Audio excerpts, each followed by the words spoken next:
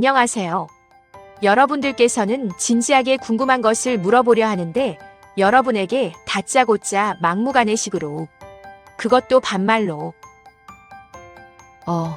백반 드릴까나? 라고 한다면 어떨 것 같으세요?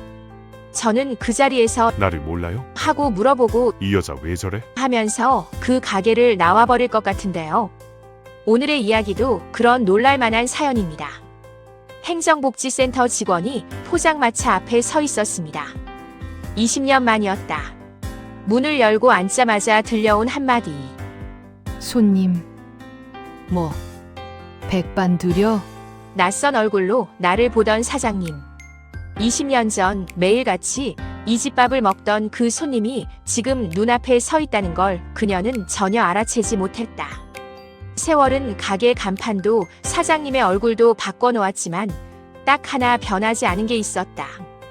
바로 저 무심한 듯 다정한 말투. 백반 드려? 그 한마디에 20년 전 기억이 한꺼번에 밀려왔다.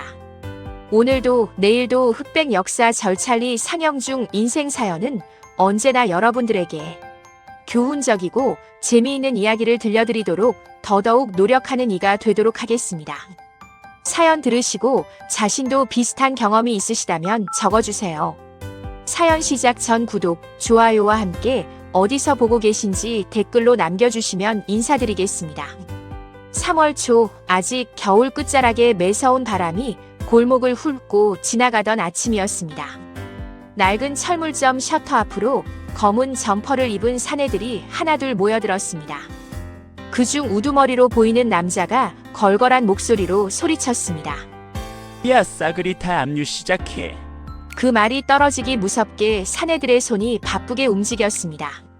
셔터에 유리창에 진열대에 빨간 딱지가 척척 붙어 나갔습니다. 종이 붙는 소리가 유난히 크게 들렸습니다. 지나가던 사람들이 걸음을 멈췄습니다. 누구도 선뜻 다가서지 못했고 그저 먼 발치에서 입김만 하얗게 뿜어낼 뿐이었습니다. 가게 안쪽에서 뛰쳐나온 한도윤의 얼굴은 이미 핏기가 가셔 있었습니다. 그가 사내들 앞을 가로막으며 손을 뻗었습니다. 이러시면 안 됩니다. 잠깐만요. 그 손을 누군가 툭 쳐냈습니다. 우두머리 사내가 도윤의 어깨를 두어 번 두드리며 웃음기 섞인 목소리로 말했습니다. 사장님, 곱게 계세요. 이 추위에 몸까지 상하면 손해보는 건 사장님이니까요. 웃고 있었지만 눈빛은 웃고 있지 않았습니다. 그 눈빛이 도윤의 가슴 한복판을 찌르고 지나갔습니다. 안쪽에서 뛰어나온 아내 서은이는 앞치마 바람이었습니다. 맨발에 슬리퍼만 겨우 꿰인 채였습니다. 그녀가 사내들 앞으로 나서며 두 손을 모았습니다. 한 번만요. 딱 한 번만 시간을 주세요. 목소리는 떨렸지만 등은 곧게 펴져 있었습니다. 그 모습을 보던 우두머리가 코웃음을 치며 대답했습니다. 사모님, 이제는 겨울에도 눈처럼 쌓입니다. 은희의 얼굴에서 핏기가 빠르게 빠져나갔습니다. 그녀는 아무 말도 하지 못하고 그 자리에 그대로 굳어버렸습니다. 딱지가 다 붙고 나서야 사내들은 자리를 떴습니다. 도윤은 셔터 앞에 그대로 주저앉았습니다. 입김이 하얗게 퍼졌다가 곧 겨울바람 속으로 흩어졌습니다. 그 모습이 마치 자신의 처지 같았습니다. 그로부터 석 달 전 같은 자리에는 다른 겨울이 있었습니다. 가게 안쪽 작은 화로에서 불씨가 타닥거리며 온기를 내뿜던 시절이었습니다. 단골로 오는 할머니가 연탄값 걱정을 늘어놓으면 도윤은 씩 웃으며 외상장부를 슬쩍 지워버리곤 했습니다. 괜찮아요, 할머니. 다음에 여유 되실 때 갚으세요. 그 다음이 영영 오지 않으리라는 걸 그때는 아무도 몰랐습니다. 저녁이면 좁은 방에 온 가족이 둘러앉아 뜨끈한 찌개를 나눠 먹었습니다. 아들 지훈이 숟가락을 든 채로 소리쳤습니다. 아빠, 나 반장 됐어요. 도윤은 아들의 머리를 헝클어뜨리며 웃었습니다. 그 웃음이 이 가족의 마지막 평범한 저녁이 될 줄은 누구도 예감하지 못했습니다. 어느 날 저녁 오랜 친구가 찾아왔습니다. 외투도 벗지 않은 채 방 안을 서성이던 그는 잔을 만지작거리기만 할 뿐 좀처럼 자리에 앉지 못했습니다. 그러다 갑자기 무릎을 꿇었습니다. 딱 한 번만 형만 믿는다. 방 안의 온기는 그대로였지만 공기는 순식간에 서늘해졌습니다. 은희가 남편의 팔을 붙잡고 낮은 목소리로 말했습니다. 그런 거 하면 안 되는 거 당신도 알잖아요. 도윤은 아무 대답도 하지 못했습니다. 대신 예전 자신이 밑바닥까지 몰렸을 때 손을 내밀어준 친구의 얼굴을 떠올렸습니다. 그 기억이 결국 도장 찍은 손을 움직이게 만들었습니다. 창밖으로 눈이 소리 없이 내리고 있었습니다. 도윤은 그 눈을 미처 보지 못했습니다. 며칠 뒤 친구의 사무실 문 앞에 선 도윤의 눈앞에는 종이 한 장만 덜렁 붙어 있었습니다. 임대 문의. 안은 텅 비어 있었습니다. 전화기 너머로도 아무 소리가 들리지 않았습니다. 도윤의 손끝이 가늘게 떨리기 시작했습니다. 그날 이후 은행에서는 매몰찬 통지서가 날아왔고 사채업자들의 발걸음은 점점 잦아졌습니다. 골목을 지나던 이웃들의 시선도 예전 같지 않았습니다. 등 뒤에서 오가는 수군거림을 도윤은 못 들은 척했을 뿐 다 듣고 있었습니다. 은희는 새벽마다 공장으로 향했고 손바닥에는 어느새 굳은 살이 자리 잡았습니다. 지우는 학교가 끝나면 자전거에 신문 뭉치를 싣고 골목을 돌았습니다. 어느 날 저녁 지우는 여느 때보다 한참 늦게 집으로 돌아왔습니다. 신발 끝에 흙이 잔뜩 묻어 있었지만 아무도 그 이유를 묻지 않았습니다. 그러던 어느 날 도윤은 낡은 신문 한 귀퉁이에서 눈길을 멈췄습니다. 중동 건설 인력 모집. 손끝이 그 글자 위에 오래도록 머물렀습니다. 그는 주위를 한번 둘러보고는 그 부분만 조용히 오려 지갑 깊숙한 곳에 밀어 넣었습니다. 그리고 아무 일도 없었던 것처럼 지갑을 닫았습니다. 지갑을 닫은 도윤의 손끝은 그날 이후에도 자꾸만 그 자리로 향했습니다. 하루에도 몇 번씩 지갑을 열어 그 신문 조각을 확인하고는 다시 조용히 닫아버리곤 했습니다. 아무에게도 말하지 않았습니다. 말할 용기가 나지 않았습니다. 은행에서 날아온 통지서를 받아든 날 창구 직원의 목소리는 사무적이었습니다. 철물점 부지 압류 대상입니다. 이해 신청은 일주일 내로 하셔야 합니다. 도윤은 그 서류를 몇 번이고 다시 읽었습니다. 글자는 그대로였습니다. 바뀌는 건 아무것도 없었습니다. 그날 밤 사채업자가 다시 찾아왔습니다. 지난번과 달리 웃지 않았습니다. 낮고 짧은 목소리가 오히려 더 서늘하게 느껴졌습니다. 다음 달까지 안 갚으시면 이번엔 집도 뺏깁니다. 문이 닫히고 발소리가 골목 저편으로 멀어질 때까지 도윤은 그 자리에서 움직이지 못했습니다. 등 뒤로 식은땀이 흘러내렸습니다. 이웃들의 눈빛도 예전 같지 않았습니다. 골목 어귀에서 마주치면 슬쩍 시선을 피했고 등 뒤로는 수군거리는 소리가 낮게 이어졌습니다. 도윤은 그 소리를 못 들은 척 지나쳤지만 귓가에는 오래도록 남았습니다. 은희는 새벽 5시면 집을 나섰습니다. 공장 기계 소리 속에서 하루를 보내고 돌아온 손에는 어느새 굳은 살이 단단하게 박여 있었습니다. 지우는 학교가 끝나면 자전거 뒷자리에 신문 뭉치를 싣고 골목골목을 돌았습니다. 어느 날은 같은 반 친구들과 마주쳤습니다. 지우는 고개를 푹 숙이고 페달을 밟았습니다. 그날 저녁 그는 평소보다 한참 늦게 집으로 돌아왔습니다. 신발 끝에 흙먼지가 잔뜩 묻어 있었지만 아무도 이유를 묻지 않았습니다. 며칠 뒤 저녁 도윤은 낡은 가방 속에 지갑과 함께 종이 한 장을 더 밀어 넣었습니다. 인력사무소에서 받아온 서류였습니다. 그날 밤 지훈이 우연히 아버지 가방을 뒤적이다 낯선 서류 모서리를 손끝으로 스쳤습니다. 그 순간 방문이 열렸습니다. 뭐하니? 도윤의 목소리는 낮았습니다. 지훈은 가방을 슬며시 내려놓았습니다. 두 사람 사이에 잠시 정적이 흘렀습니다. 아무 일도 아니라는 듯 도윤은 가방을 들고 방을 나섰습니다. 그로부터 얼마 지나지 않아 도윤은 인력사무소 사무실 낡은 책상 앞에 앉아 있었습니다. 형광등 불빛 아래 계약서 위로 그의 손이 천천히 움직였습니다. 펜 끝이 종이에 닿을 때 손끝이 미세하게 떨렸습니다. 서명을 마친 뒤에도 그는 한참 동안 그 종이에서 눈을 떼지 못했습니다. 집으로 돌아온 밤, 도윤은 은희 앞에 마주 앉았습니다. 이불 떼기까지 오래 걸렸습니다. 나 중동 간다. 은희의 얼굴에서 핏기가 빠르게 가셨습니다. 그녀는 잠시 아무 말도 하지 못하다가 갑자기 목소리를 높였습니다. 당신 없이는 못 살아요. 손이 떨리고 있었습니다. 그녀는 두 주먹을 꽉 쥐었습니다. 차라리 다 같이 굶어요. 도윤은 고개를 숙였습니다. 아무 대답도 나오지 않았습니다. 그날 밤 지우는 집을 나갔습니다. 은희와 도윤은 골목골목을 헤매고 다녔습니다. 손전등 불빛이 어둠 속을 이리저리 훑었습니다. 새벽녘 놀이터 그네 위에서 잠든 지훈을 발견했습니다.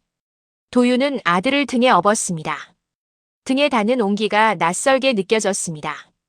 두 사람 다 아무 말도 하지 않았습니다. 출국을 하루 앞둔 밤, 세 식구는 오랜만에 사진관을 찾았습니다. 카메라 셔터가 눌리는 순간 셋은 나란히 웃고 있었습니다. 그러나 사진사가 자리를 비운 사이 은희는 손끝으로 눈가를 재빨리 훔쳤습니다. 터미널의 새벽 공기는 차가웠습니다. 버스 앞에 선 도윤이 은희의 두 손을 감쌌습니다. 3년만 참아. 우리 다시 웃으며 살자. 은희는 고개를 끄덕였습니다. 목이 메어 아무 말도 나오지 않았습니다. 버스가 출발하고 창밖으로 멀어지는 두 사람의 모습을 도윤은 오래도록 바라보았습니다. 그것이 마지막 인사가 될 줄은 그때는 아무도 몰랐습니다. 사막에 도착한 첫날, 뜨거운 바람이 얼굴을 후려쳤습니다. 숨이 턱 막혔습니다. 끝없이 펼쳐진 모래 언덕을 바라보며 도윤은 잠시 멍하니 서 있었습니다. 숙소에 들어서자 낯선 얼굴들이 그를 위아래로 훑어보았습니다. 누구 하나 먼저 말을 걸지 않았습니다. 그날 밤 도윤은 좁은 침상에 누워 가족 사진을 꺼내보았습니다. 손끝으로 사진 속 새 얼굴을 하나하나 짚어보았습니다. 며칠 후 현장 사무실 안에서 낯선 남자가 서류 뭉치를 뒤적이고 있었습니다. 현장 책임자 윤태곤이었습니다. 그는 한 장의 보고서를 잠시 들여다보다가 별다른 표정 없이 서랍 안으로 밀어 넣었습니다. 안전점검 보고서라는 글자가 서랍이 닫히며 시야에서 사라졌습니다. 그는 그 서류를 다시 꺼내지 않았습니다. 서랍이 닫히고 나서도 도윤은 그 안에 무엇이 들어갔는지 알지 못했습니다. 그는 그저 철근을 짊어지고 현장으로 향할 뿐이었습니다. 어깨에 닿는 철근의 무게가 하루하루 조금씩 익숙해지고 있었습니다. 작업복 등판은 땀으로 늘 젖어 있었습니다. 손바닥에 잡혔던 물집은 어느새 굳은 살로 바뀌어 있었습니다. 옆에서 함께 일하던 동료가 도윤의 등을 툭 치며 말했습니다. 처음엔 다 그렇습니다. 여기선 서로 도와야 삽니다. 그 말 한마디에 도윤의 굳어있던 어깨가 조금 풀렸습니다. 두 사람은 그날 이후로 자주 나란히 앉아 식사를 했습니다. 밤이 되면 숙소는 조용해졌습니다. 도윤은 침상 한켠에 걸터 앉아 낡은 사진 한 장을 꺼냈습니다. 손끝으로 사진 속 은희와 지훈의 얼굴을 하나하나 짚어보았습니다. 그러고는 사진을 다시 베개 밑에 밀어넣고 눈을 감았습니다. 그것이 그의 유일한 밤 인사였습니다. 그러던 어느 날 아침 무전기 너머로 다급한 목소리가 흘러나왔습니다. 기상청에서 대형 모래폭풍 경보를 발령했습니다. 오늘 하루는 작업을 중단해야 합니다. 현장 소장들이 사무실로 하나둘 모여들었습니다. 낮은 목소리들이 오갔습니다. 이 정도 경보면 무리입니다. 하루만 미룹시다. 윤태곤은 서류철을 탁 소리나게 덮었습니다. 그의 눈빛은 흔들리지 않았습니다. 하루만 더 하면 끝난다. 지금 손 놓으면 수백억이 날아가. 사무실 안은 순간 조용해졌습니다. 소장들의 시선이 서로를 향했지만 누구도 먼저 입을 열지 못했습니다. 그날 오전 현장은 평소와 다름없이 돌아갔습니다. 다만 하늘빛이 조금 이상했습니다. 누런 기운이 지평선 위로 번지고 있었습니다. 도윤은 잠깐 손을 멈추고 하늘을 올려다보았습니다. 옆에 있던 동료가 웃으며 말했습니다. 오늘 끝나면 고향 얘기나 실컷 합시다. 제 딸이 곧 초등학교 들어가거든요. 도윤도 따라 웃었습니다. 저희 아들도 얼마 전에 반장 됐다고 자랑하더라고요. 두 사람의 웃음소리가 잠시 현장에 퍼졌습니다. 그것이 마지막 웃음이 될 줄은 그 순간 누구도 알지 못했습니다. 바람의 색이 바뀐 건 순식간이었습니다. 누런 모래 알갱이가 얼굴을 때리기 시작했습니다. 철골 구조물이 흔들리는 소리가 귓가를 울렸습니다. 누군가 소리쳤습니다. 이상해요, 소장님. 저기 좀 보세요. 그 말이 끝나기도 전에 굉음이 터졌습니다. 거대한 철골이 옆으로 기울더니 그대로 무너져 내렸습니다. 모래바람이 시야를 완전히 가렸습니다. 사방에서 비명이 뒤섞였습니다. 도윤은 몸을 낮추고 뛰었습니다. 모래가 눈과 입속으로 파고들었습니다. 몇 걸음 못 가 그는 걸음을 멈췄습니다. 저만치 무너진 철골 더미 아래로 다리 하나가 삐져나와 있었습니다. 그날 아침 딸 이야기를 하던 그 동료였습니다. 도윤은 몸을 돌렸습니다. 사람들이 반대편으로 도망치는 사이 그는 무너진 철골 더미 쪽으로 다시 뛰어들었습니다. 조금만 버텨요. 손끝이 철근에 긁혀 피가 배어났지만 그는 멈추지 않았습니다. 온 힘을 다해 철근 하나를 밀어냈습니다. 동료의 몸이 서서히 빠져나왔습니다. 도윤은 그를 등에 업은 채 몸을 일으켰습니다. 바로 그 순간 등 뒤에서 또 다른 굉음이 울렸습니다. 도윤은 몸을 돌릴 틈도 없이 무언가에 등을 세게 얻어맞았습니다. 눈앞이 순식간에 캄캄해졌습니다. 모래와 먼지가 그의 위로 쏟아져 내렸습니다. 바람이 잦아든 뒤 현장은 폐허나 다름없었습니다. 여기저기서 신음이 흘러나왔고 사람들은 흙먼지를 뒤집어 쓴 채 서로의 이름을 부르며 잔해를 파헤쳤습니다. 한도윤 씨 어디 있습니까? 목이 쉬도록 부르는 소리가 현장에 울려 퍼졌습니다. 그러나 돌아오는 대답은 없었습니다. 구조대가 도착한 뒤에도 수색은 며칠간 이어졌습니다. 삽질 소리와 무전기 잡음만이 사막의 정적을 채웠습니다. 하루, 이틀, 사흘. 시간이 흐를수록 사람들의 발걸음도 목소리도 조금씩 무거워졌습니다. 몇몇은 고개를 떨군 채 조용히 자리를 떠났습니다. 나흘째 되던 날 새벽 현장에서 한참 떨어진 모래 언덕 쪽에서 구조대원 하나가 손을 번쩍 들어 올렸습니다. 여기 뭔가 있습니다. 사람들이 우르르 몰려들었습니다. 모래 더미를 조심스럽게 걷어내자 흙투성이가 된 손 하나가 드러났습니다. 손끝이 미세하게 움직이고 있었습니다. 숨이 붙어 있습니다. 누군가 외쳤습니다. 사람들의 손길이 다급해졌습니다. 모래를 걷어낼 때마다 얼굴의 윤곽이 조금씩 드러났습니다. 온몸이 상처투성이었지만 분명 살아있는 얼굴이었습니다. 들것에 실려나가는 그 모습을 남은 동료들은 마른 침을 삼키며 지켜보았습니다. 누구도 쉽게 입을 열지 못했습니다. 그저 멀어지는 들것을 향해 손을 모을 뿐이었습니다. 들것에 실려나간 그 몸은 곧장 인근 병원으로 옮겨졌습니다. 하얀 시트 위에 눕혀진 그의 얼굴은 붕대로 반쯤 가려져 있었습니다. 기계음이 규칙적으로 울렸고 그 소리만이 그가 살아있다는 유일한 증거였습니다. 하루가 지나고 이틀이 지나도 그는 눈을 뜨지 않았습니다. 그 사이 본사 회의실에서는 다른 풍경이 펼쳐지고 있었습니다. 긴 테이블 앞에 앉은 윤태곤의 손끝이 서류를 톡톡 두드리고 있었습니다. 그는 낮은 목소리로 입을 열었습니다. 작업 중지 명령을 무시한 게 밝혀지면 우리 전부 끝입니다. 테이블 주위에 앉은 사람들의 시선이 서로를 향했습니다. 아무도 먼저 말을 꺼내지 못했습니다. 윤태곤이 서류 하나를 펼쳤습니다. 사망자 명단이었습니다. 그의 펜 끝이 이름 하나를 향해 천천히 움직였습니다. 그러고는 조용히 한 줄을 더 적어 넣었습니다. 한도윤. 며칠 뒤 한국의 작은 집 전화벨이 울렸습니다. 은희가 수화기를 들었습니다. 저편에서 흘러나온 낯선 목소리가 몇 마디를 전했습니다. 은희의 손에서 수화기가 스르르 미끄러져 바닥에 떨어졌습니다. 그녀는 그 자리에 그대로 주저앉았습니다. 눈은 크게 뜨여 있었지만 초점이 없었습니다. 지훈이 방에서 뛰쳐나왔습니다. 엄마, 왜 그래요? 무슨 전화예요? 은희는 아무 대답도 하지 못했습니다. 그저 떨리는 손으로 지훈의 팔을 붙잡을 뿐이었습니다. 지훈은 바닥에 떨어진 수화기를 집어들었습니다. 몇 마디를 듣던 그의 얼굴이 하얗게 굳어갔습니다.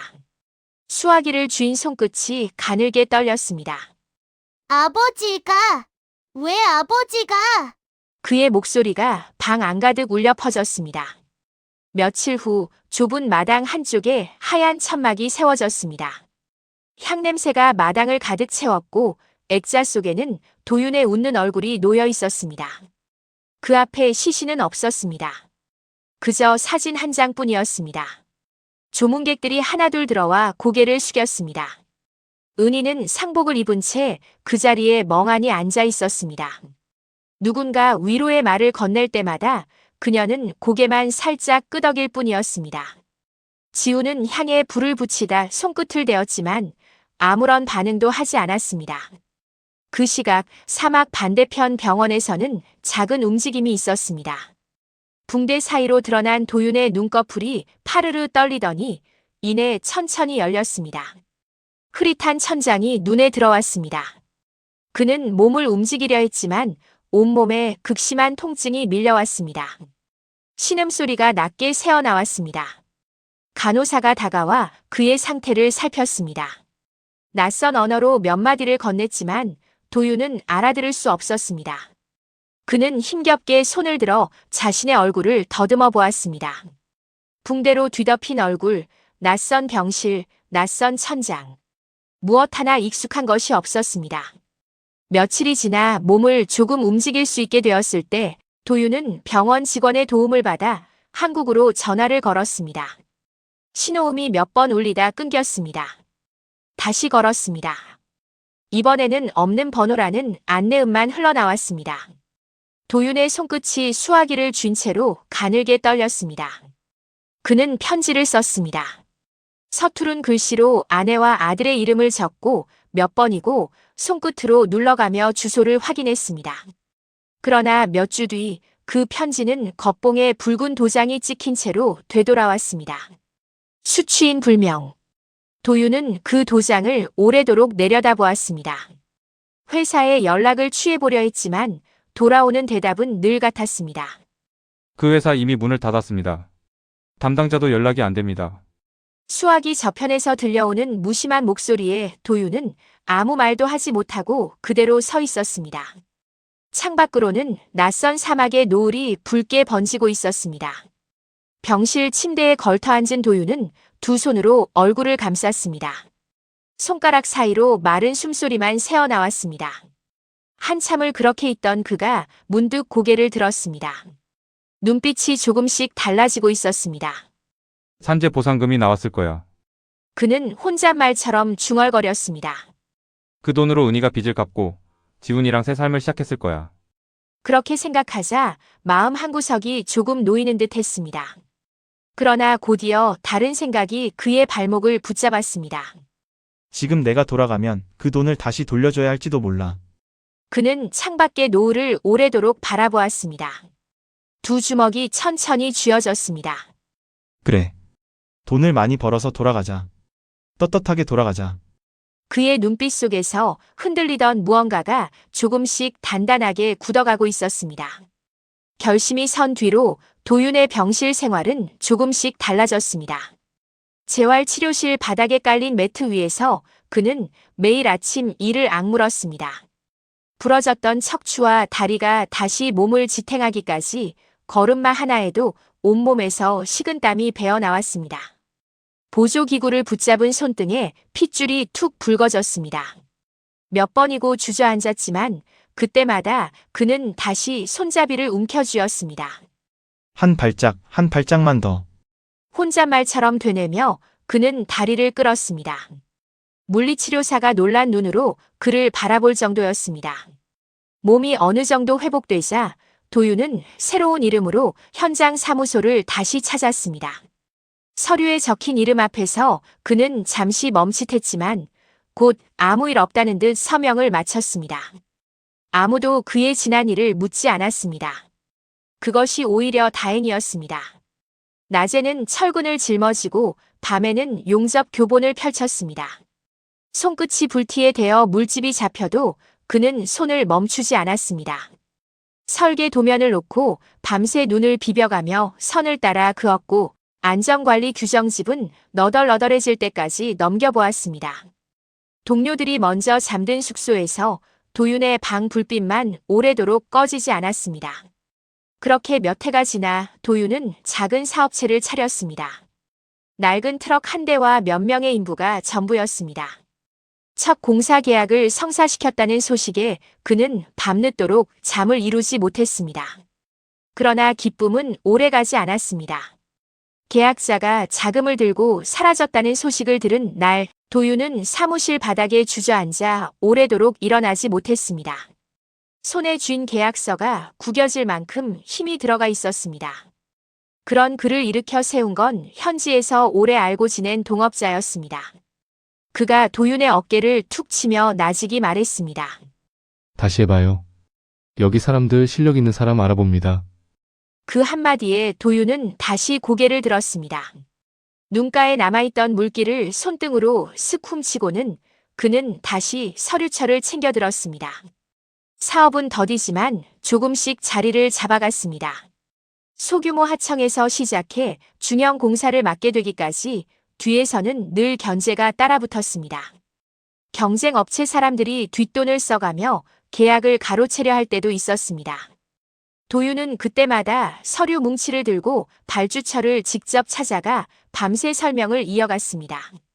목이 쉬어 갈라진 소리가 나올 때까지 말을 멈추지 않았습니다.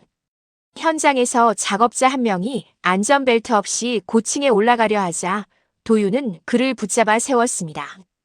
이 공사 사람 죽이자고 하는 거 아닙니다. 살자고 하는 겁니다. 그 말은 곧 현장 곳곳에 붙은 표어가 되었습니다. 그리고 시간이 흐르며 그것은 회사의 원칙이 되어갔습니다. 10년이 흘렀습니다. 사막 위에 낮은 건물 몇 채가 올라가더니 다시 몇 해가 지나자 병원과 학교, 항만 시설이 하나둘 모습을 갖추었습니다. 도윤의 명함에는 어느새 회사 이름이 새겨져 있었습니다. 하람건설. 사람들은 그를 두고 수군거리기 시작했습니다. 저 사람이 그 유명한 사막의 건설왕이라며? 도윤은 그런 말을 들을 때마다 아무 대꾸도 하지 않았습니다. 그저 손목에 찬 낡은 시계를 한 번씩 만지작거릴 뿐이었습니다. 그 시계는 은희가 떠나기 전 채워준 것이었습니다. 밤이면 그는 여전히 베개 밑에 넣어둔 빛바랜 가족 사진을 꺼내보았습니다. 사진 속 세 사람의 얼굴은 이제 손끝의 감촉으로만 남아 있었습니다. 종이 모서리는 달아 둥글게 말려 있었습니다. 그러던 어느 저녁 도윤은 사무실에 딸린 작은 방에서 위성 방송을 통해 한국 뉴스를 보고 있었습니다. 화면 속에는 낯익은 서울 외곽의 재개발 소식이 흘러나오고 있었습니다. 화면을 바라보던 도윤의 손끝이 리모컨을 쥔 채 멈췄습니다. 그는 자리에서 천천히 일어나 창가로 걸어갔습니다. 창밖으로는 그가 세운 건물들의 불빛이 사막의 어둠 속에서 반짝이고 있었습니다. 그 불빛을 오래도록 바라보던 도윤이 나직이 중얼거렸습니다. 이제 돌아가야겠다. 그 말을 뱉은 다음 날부터 도윤은 회사 안팎을 정리하기 시작했습니다. 오랫동안 곁을 지켰던 후계자에게 서류철을 하나하나 넘겨주며 그는 짧게 당부의 말만 남겼습니다. 사람 먼저 생각하는 회사, 그거 하나만 지켜주세요. 짐이라고 해봐야 오래된 가방 하나가 전부였습니다. 그 안에 낡은 가족 사진과 손목 시계를 챙겨 넣은 뒤 도윤은 20년 만에 비행기에 올랐습니다. 인천공항에 내려선 그의 걸음이 잠시 멈췄습니다. 눈앞에 펼쳐진 풍경이 낯설었습니다. 높이 솟은 유리 건물들과 빠르게 오가는 사람들 사이에서 도윤은 마치 이방인이 된 듯한 기분이 들었습니다. 그는 한참을 그 자리에 서서 주위를 둘러보았습니다.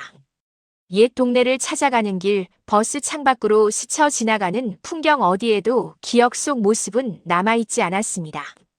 좁은 골목 대신 넓은 도로가 뚫려 있었고 낮은 지붕들 자리에는 아파트 단지가 들어서 있었습니다. 철물점이 있던 자리를 찾아 도윤은 몇 번이고 같은 길을 되짚어 걸었습니다. 결국 그 자리에는 이름 모를 프랜차이즈 매장 하나만 서 있었습니다. 도윤은 그 앞에 한참을 서 있었습니다. 손끝으로 유리창을 가만히 짚어보았지만 아무것도 만져지지 않았습니다. 그날부터 도윤은 옛 이웃들을 수소문하고 동사무소와 등본 기록을 뒤졌습니다. 낡은 문서를 넘길 때마다 손끝이 미세하게 떨렸습니다. 며칠에 걸친 발품 끝에 그는 지훈이 한 건설회사에 다니고 있다는 사실을 알아냈습니다. 퇴근 시간에 맞춰 회사 앞에서 기다리던 도윤은 저 멀리서 걸어오는 낯익은 걸음걸이를 보고 자리에서 일어섰습니다. 지훈이었습니다. 예전보다 훌쩍 자라 있었고 얼굴에는 세월의 흔적이 배어 있었습니다. 저기, 지훈아. 그 이름을 부르는 목소리가 가늘게 떨렸습니다. 지훈이 걸음을 멈췄습니다. 낯선 노인을 바라보는 그의 눈빛에 경계가 서렸습니다. 누구세요? 도윤은 몇 걸음 다가서려다 멈췄습니다. 무슨 말을 어디서부터 꺼내야 할지 알 수 없었습니다. 나다. 지훈아. 아버지야. 그 말에 지훈의 얼굴이 순간 굳어졌습니다. 그는 뒤로 한 걸음 물러섰습니다. 무슨 말씀이세요? 우리 아버진 20년 전에 돌아가셨습니다. 목소리에 날이 서 있었습니다. 도윤은 가방에서 낡은 사진 한 장을 꺼내 내밀었습니다. 지훈의 시선이 사진 위에 잠시 머물렀습니다. 손이 사진 쪽으로 향하다가 다시 걷어들여졌습니다. 장난치지 마세요. 지훈은 그 말을 남기고 등을 돌렸습니다. 도윤은 멀어지는 아들의 뒷모습을 그저 바라볼 수밖에 없었습니다. 목구멍 안쪽이 뜨겁게 조여왔습니다. 그날 이후에도 도윤은 몇 번이고 지훈을 찾아갔습니다. 병원 진료 기록과 지문대조, 오래전 사진 속 흉터까지 하나하나 짚어가며 자신을 증명하려 애썼습니다. 지훈의 얼굴에서 경계는 조금씩 옅어졌지만 그 자리를 대신 채운 것은 또 다른 혼란이었습니다. 그는 한동안 아무 말 없이 창밖만 바라보았습니다. 시간이 흐른 뒤 지훈의 입에서 어머니의 소식이 흘러나왔습니다. 어머니는 지금 한바식당을 하고 계세요.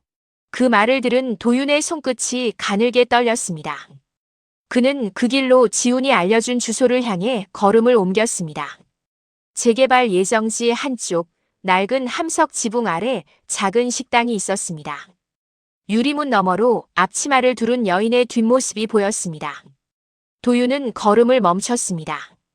구분 등 절뚝이는 걸음걸이. 그 모습을 알아보는 데는 오랜 시간이 필요하지 않았습니다. 은이었습니다. 도윤은 그 자리에서 한 발짝도 움직이지 못했습니다. 다가가려던 손이 허공에서 멈췄다가 다시 떨어졌습니다. 눈앞이 뿌옇게 흐려졌습니다. 그는 결국 몸을 돌려 골목 뒤편으로 몸을 숨겼습니다. 벽에 등을 기댄 채 그는 한참을 그렇게 서 있었습니다. 숨소리가 거칠어졌다가 다시 잦아들었습니다. 며칠 뒤 지훈과 마주 앉은 자리에서 도윤은 조심스럽게 물었습니다. 산재 보상금은 받았니? 지훈이 고개를 저었습니다. 어머니는 그 돈 끝까지 안 받으셨어요. 그 말이 귓가에 닿는 순간 도윤의 눈앞이 아득해졌습니다. 그는 두 손으로 얼굴을 감쌌습니다. 손가락 사이로 낮은 숨소리만 새어나왔습니다. 20년이라는 세월이 그 한마디 안에 고스란히 담겨 있었습니다. 손가락 사이로 새어나오던 낮은 숨소리가 잦아들 무렵 지훈은 조용히 어머니의 지난 세월을 이야기하기 시작했습니다. 그 이야기는 도윤이 상상했던 것보다 훨씬 길고 훨씬 무거웠습니다. 공장에서 일하던 시절부터 시작된 이야기였습니다. 새벽마다 나가 저녁 늦게 돌아오는 일과가 몇 해나 이어졌습니다. 공장 일이 끊기면 청소 일을 나갔고 그마저 없을 땐 막노동판을 전전했습니다. 손에 물집이 잡히고 굳은 살이 다시 벗겨지기를 반복하는 세월이었습니다. 그러다 지금의 한바식당까지 오게 된 것이었습니다. 어머니는 그 돈을 받으면 정말 아버지가 죽는 것 같다고 하셨어요. 지훈의 그 말을 도윤은 몇 번이고 속으로 되뇌었습니다. 목구멍 안쪽이 뻐근하게 조여왔습니다. 이야기는 거기서 끝나지 않았습니다. 몇 해 전 공장 기계에 다리가 끼는 사고가 있었다고 했습니다. 병원비가 부담스러워 제대로 된 치료도 받지 못한 채 어머니는 절뚝이는 걸음으로 다시 일터에 나섰습니다. 그리고 마지막 남은 빚을 다 갚던 날 어머니는 식당 바닥에 그대로 쓰러졌다고 했습니다. 병원에서 내린 진단을 전하는 지훈의 목소리가 낮아졌습니다. 의사 선생님이 그러시더라고요. 극심한 스트레스 때문이라고. 아버지랑 관련된 기억을 떠올리려 하면 숨이 가빠지고 손이 떨리신데요. 도윤의 두 손이 무릎 위에서 천천히 오므라들었습니다. 얼굴도 목소리도 다 희미해지셨대요. 아버지가 있었다는 사실만 겨우 남아있는 정도라고 하셨어요. 정적이 흘렀습니다. 창밖으로 저녁빛이 스며들고 있었습니다. 왜 이제야 오셨어요? 지훈이 나직이 물었습니다. 원망도 반가움도 아닌 그저 오래 눌러왔던 물음이었습니다. 도윤은 입을 열었다가 다시 다물었습니다. 어떤 말도 그 세월을 채워줄 수 없다는 걸 그 자신이 가장 잘 알고 있었습니다. 미안하다는 말도 하기가 힘들구나. 그 말끝이 흐려졌습니다. 지훈은 아무 대꾸도 하지 않았습니다. 두 사람 사이에 한동안 무거운 침묵만 감돌았습니다. 며칠을 고민하던 도윤이 어렵게 입을 뗐습니다. 당분간은 정체를 밝히지 말자. 지훈의 얼굴에 놀란 빛이 스쳤습니다. 어머니가 이제 조금씩 자리를 잡아가고 계세요. 이런 식으로 갑자기 나타나시면 지훈은 말끝을 흐렸습니다. 도윤이 다시 입을 열었습니다. 그래서 더 조심스러워야지. 내 어머니가 놀라면 그 병이 더 깊어질 수도 있다고 하지 않았니? 지훈은 한참을 망설이다가 결국 고개를 끄덕였습니다. 며칠 뒤 도윤은 작업복 차림으로 한바식당 근처 공사 현장을 찾았습니다. 헬멧을 눌러쓰고 현장 기술자인 척 자연스럽게 일을 도왔습니다. 점심시간이 되자 그는 다른 인부들 틈에 섞여 식당 안으로 들어섰습니다. 문이 열리는 소리에 앞치마를 두른 은희가 고개를 들었습니다.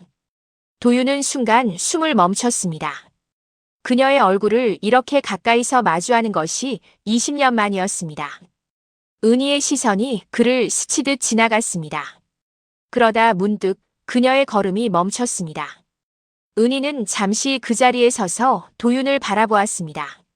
눈빛에 알 수 없는 흔들림이 스쳤습니다. 손에 든 국자를 든 채로 그녀는 몇 초간 그를 응시했습니다.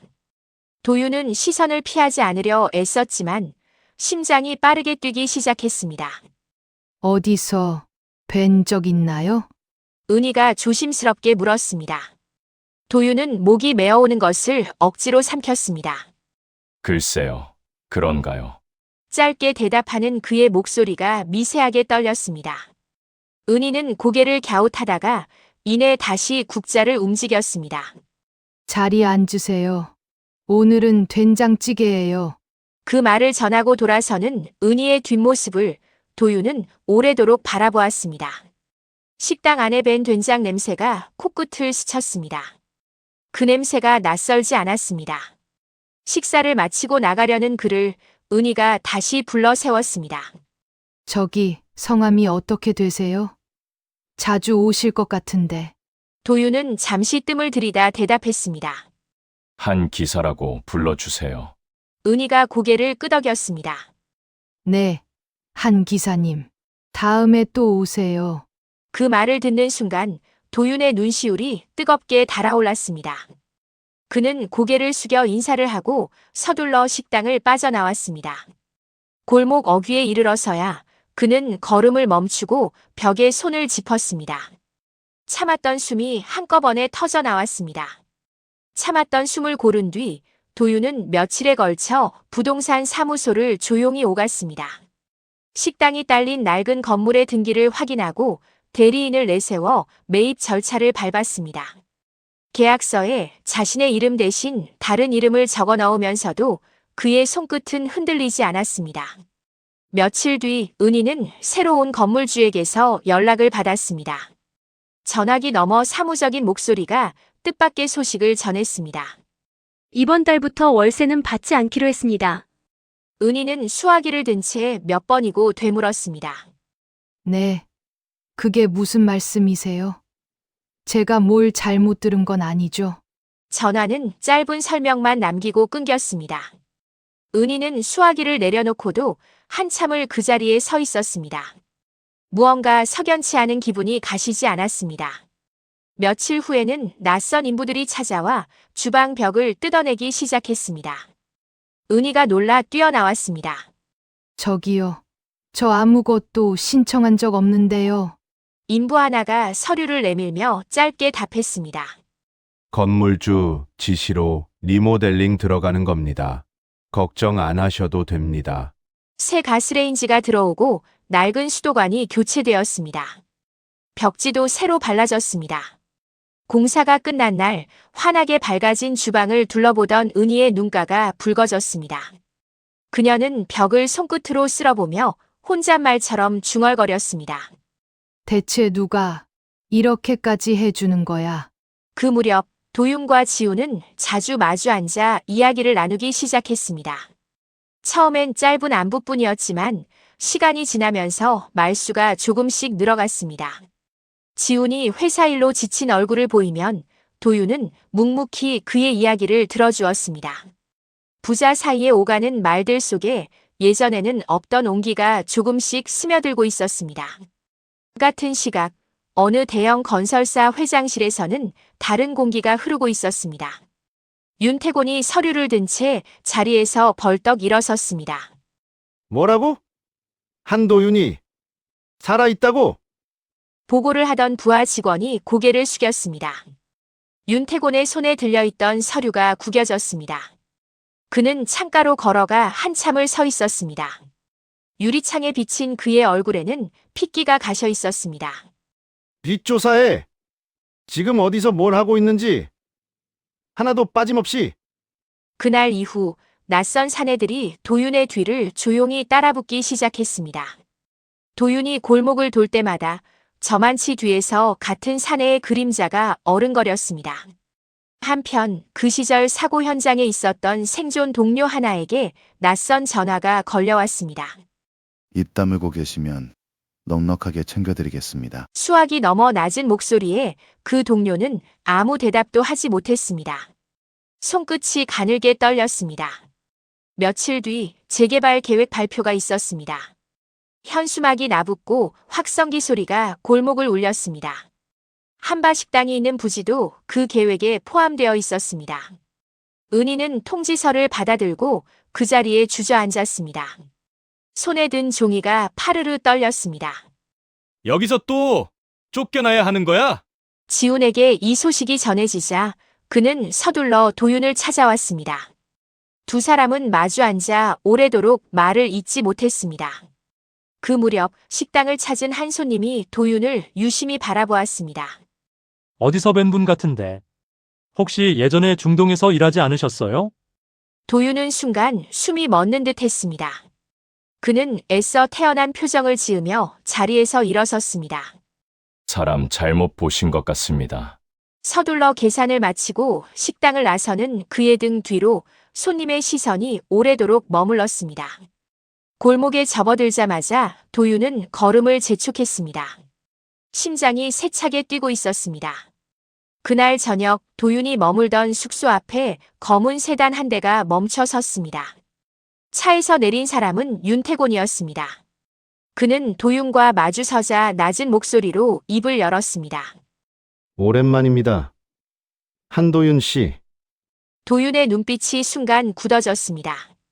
윤태곤이 한 걸음 다가섰습니다. 괜한 일에 나서지 마시죠. 다치는 사람만 늘어날 뿐입니다.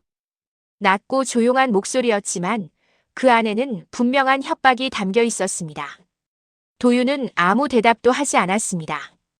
다만 그를 바라보는 눈빛만은 흔들리지 않았습니다. 두 사람 사이에 차가운 침묵이 흘렀습니다. 골목 어귀 가로등 불빛만이 두 사람의 그림자를 길게 늘어뜨리고 있었습니다. 가로등 불빛 아래 두 사람의 그림자가 길게 늘어졌던 그 밤 이후 윤태곤은 더 이상 조용히 있지 않았습니다. 며칠 뒤 재개발조합 사무실에서는 은밀한 회의가 열렸습니다. 조합장이 낮은 목소리로 서류를 내밀었습니다. 이번 건 예정보다 서둘러 처리하시죠. 윤태곤이 봉투 하나를 그 앞으로 슬쩍 밀었습니다. 조합장의 손이 자연스럽게 봉투를 감싸 쥐었습니다. 두 사람 사이에 별다른 말은 오가지 않았습니다. 그 무렵 지훈의 회사 안에서도 이상한 기류가 흐르기 시작했습니다. 늘 함께하던 서류 작업에서 지훈만 슬그머니 배제되었고 진행 중이던 프로젝트 자료가 알 수 없이 사라지는 일이 반복됐습니다. 동료 하나가 지훈에게 다가와 낮게 속삭였습니다. 위에서 뭔가 지시가 내려온 것 같아요. 조심하세요. 지훈은 굳은 얼굴로 자신의 책상 서랍을 다시 확인했습니다. 며칠 전 챙겨두었던 옛 사고 관련 메모 하나가 보이지 않았습니다. 같은 시기 사고 당시 생존했던 동료들에게 낯선 사람들이 하나둘 접근하기 시작했습니다. 어떤 이에게는 두툼한 돈봉투가, 어떤 이에게는 은근한 협박이 전해졌습니다. 괜히 나섰다가 다치는 건 본인입니다. 전화를 끊은 뒤 한 동료는 오래도록 수화기를 내려놓지 못했습니다. 도윤에게도 낯선 번호로 전화가 걸려왔습니다. 돌아가시죠. 사막으로. 여기 계속 계시면 좋을 거 하나 없습니다. 도윤은 전화를 끊지 않고 끝까지 들었습니다. 통화가 끝난 뒤 그는 한참 동안 휴대폰을 손에 쥔 채 창밖을 바라보았습니다. 그날 저녁 지훈이 도윤을 찾아왔습니다. 두 사람은 좁은 방 안에 마주 앉았습니다. 아버지, 저 이대로는 못 있겠어요. 같이 밝힙시다. 지훈의 목소리에는 떨림이 있었지만 눈빛만은 흔들리지 않았습니다. 도윤은 아들의 얼굴을 오래도록 바라보았습니다. 눈시울이 뜨겁게 달아올랐습니다. 그래. 이번엔 나 혼자가 아니구나. 두 사람은 그날부터 함께 움직이기 시작했습니다. 20년 전 사고 당시 함께 일했던 동료들의 명단을 하나하나 짚어가며 연락을 취했습니다. 대부분은 이미 연락이 끊긴 상태였고 몇몇은 이미 세상을 떠난 뒤였습니다. 그러던 중 오래전 지방으로 이사 갔다는 소문만 남아있던 한 동료의 행방을 어렵게 찾아냈습니다. 낡은 다세대 주택 문을 두드리자 안에서 발소리가 느릿하게 다가왔습니다. 문이 열리고 마주한 얼굴은 그날 사막에서 함께 뛰던 그 얼굴이었습니다. 살아계셨군요. 동료의 목소리가 떨렸습니다. 두 사람은 한동안 아무 말 없이 서로를 바라보았습니다. 도윤과 지훈은 그 길로 사우디 현지 구조대와도 연락을 시도했습니다. 국제 전화 너머로 서투른 영어와 손짓 발짓이 오갔고 몇 주에 걸친 요청 끝에 마침내 당시 구조 기록 사본을 손에 넣을 수 있었습니다. 서류 봉투를 받아든 지훈의 손이 가늘게 떨렸습니다. 아버지, 이거면 될 것 같아요. 가장 결정적인 것은 옛 현장 사무소에서 흘러나온 공사일지였습니다. 당시 현장에 있었던 한 소장이 은퇴 후 창고에 보관해 두었던 것이었습니다. 먼지가 뽀얗게 쌓인 상자 속에서 그 일지를 꺼내든 순간 지훈의 손끝이 미세하게 떨렸습니다. 날짜와 서명이 선명하게 남아 있었습니다. 그 소식이 어디선가 새어나간 모양이었습니다. 며칠 뒤 지훈이 자료를 보관해둔 사무실에 낯선 사람들이 침입한 흔적이 발견됐습니다. 다행히 자료는 이미 다른 곳으로 옮겨진 뒤였습니다. 지훈은 텅 빈 서랍을 내려다보며 안도의 숨을 길게 내쉬었습니다. 아버지, 하마터면 큰일 날 뻔했어요. 도윤은 아들의 어깨를 가만히 감쌌습니다. 이제 됐다. 이걸로 충분해. 두 사람의 손에는 20년의 세월을 뒤집을 서류 뭉치가 조용히 들려 있었습니다. 결정적인 공사일지를 손에 넣은 그날 밤, 지훈은 서류 봉투를 품에 꼭 안은 채 사무실 문을 나섰습니다. 골목 어귀에서 낯선 발소리가 뒤따라오는 것을 느끼고 그는 걸음을 재촉했습니다. 뒤를 돌아보니 검은 그림자 하나가 급히 몸을 숨겼습니다. 지우는 서류 봉투를 더욱 힘주어 끌어안았습니다. 그날 이후로 그 봉투는 도윤의 손을 거쳐 변호사 사무실 금고 안에 조용히 자리를 잡았습니다. 변호인단이 꾸려진 사무실에는 밤늦도록 불이 꺼지지 않았습니다. 서류 더미가 책상 위에 켜켜이 쌓였고 변호사의 목소리는 갈수록 낮고 신중해졌습니다. 증거는 확보됐습니다만 상대 쪽에서 가만히 있지 않을 겁니다. 각오하셔야 합니다. 도윤은 말없이 고개를 끄덕였습니다. 창밖으로는 이미 자정을 넘긴 시각이었습니다. 그 각오는 얼마 지나지 않아 현실이 되었습니다. 핵심 증인으로 나서기로 했던 옛 동료가 갑자기 연락을 끊었습니다. 며칠째 전화도 받지 않았고 집에도 인기척이 없었습니다. 지훈이 서둘러 그의 집을 찾아갔을 때 이웃 사람이 조심스럽게 귀띔했습니다. 며칠 전에 웬 사람들이 찾아와서 뭔가 이야기하고 갔는데 그 뒤로 안 보이시네요. 지훈의 낯빛이 굳었습니다. 그는 급히 도윤에게 이 사실을 알렸습니다. 도윤의 손끝이 전화기를 쥔 채 가늘게 떨렸습니다. 며칠간의 수소문 끝에 그 동료는 지방의 한 요양원에서 발견되었습니다. 지훈과 도윤이 찾아갔을 때 그는 침대에 걸터 앉아 시선을 피했습니다.